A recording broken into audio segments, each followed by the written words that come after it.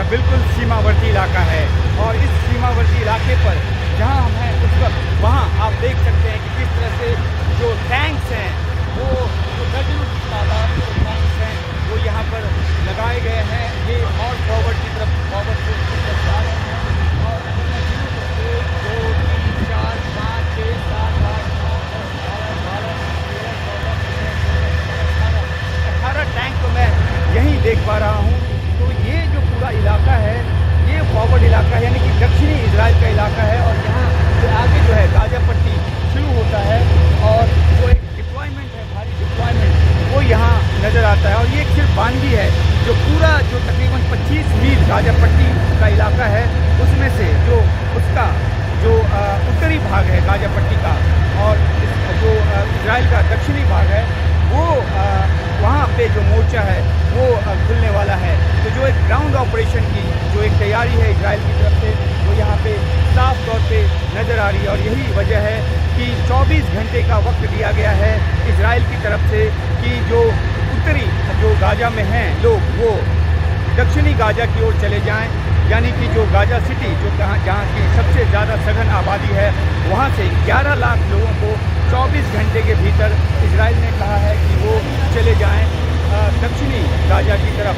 तो ऐसे में क्या ये संभव है? ये संभव नहीं है। ये यूएन ने भी कहा है, हालांकि यूएन ने अपना जो दफ्तर है वो रिलोकेट कर लिया है क्योंकि जो ग्राउंड ऑफेंसिव होगा तो उसमें जो सिविलियन की कैजुअलिटी ना हो। आईडीएफ का कहना है कि वो इस मद्देनज़र उसने ये नसीहत दी है। लेकिन 11 लाख लोगों को 24 घंटे के भीतर दूसरी जगह पे रिलोकेट करना अपने आप में असंभव काम है। और इसके लिए और इस वजह से और ज़्यादा असंभव हो जाता है क्योंकि जो गजा की स्थिति है वो बहुत ज़्यादा ख़राब है। 4 लाख से ज़्यादा लोग, 4.25 साढ़े 4 लाख लोग हैं। ये देखिए टैंक का मूवमेंट है, 4-4.5 लाख लोग पहले से विस्थापित हैं। और ये विस्थापित लोग जो हैं वो गजा के अलग अलग इलाकों में शरण लिए हुए हैं। लेकिन बिजली पानी की समस्या है वो अपनी जगह। इस बीच ये पूरी जो तैयारी है ये तैयारी मैं आपको दिखाऊं फ्रंट कैमरे से कि ये जो टैंक है ये टैंक का मूवमेंट बिल्कुल फॉरवर्ड कोर्स की तरफ। और जाहिर सी बात है कि इस बार इजराइल पूरी तैयारी में है किसी भी तरीके से हमास की कमर को इस तरह से तोड़ना है कि वो फिर से आतंकी हमला कर पाने की हालत में ना रहे। और इस वजह से इस तरह की चीज़ें आने की जाऊँ और फिर से शुरू करने की तैयारी है। ये आपको दिखाएँ किस तरीके से टैंक जो है वो बड़ी तादाद में फॉरवर्ड कोर्स की तरफ मूव करे। बिल्कुल जो सीमावर्ती इलाका है वो है और यहाँ के बाद जो है गजब पट्टी शुरू होता है। ये देखिए इसके बाद एक मैंने गिना यहाँ 18 है। और ये पूरे जो रास्ते हैं उसमें ये जो गजा डिवीज़न है इस पूरे गजा डिवीज़न को इजराइल ने एक मिलिट्राइज जोन घोषित कर दिया है। और यहाँ से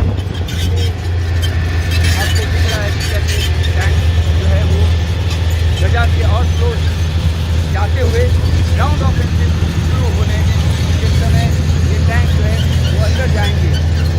और जब गजा में जाएंगे तो लड़ाई इतनी आसान नहीं होगी क्योंकि गजा जो है वो बहुत ही एक कंजस्टेड गलियों से और जो छोटे छोटे जो रास्ते हैं या फिर सुरंगें हैं उनसे भरा हुआ है। और ये वहाँ जो डैमेज है, जो कैजुअलिटीज़ है वो इजराइल की तरफ से भी काफ़ी ज़्यादा होगी। तो इसीलिए भी जो वहाँ नागरिकों को नसीहत दी जा रही है कि वो भी अपनी जान बचाएं। लेकिन पूरी जो रणनीति है इजराइल की वो इस तरह की है कि वो अपना जो ग्राउंड ग्रुप्स है उसको लेकर गजा में जाए और वहाँ हमास की कमर तोड़े।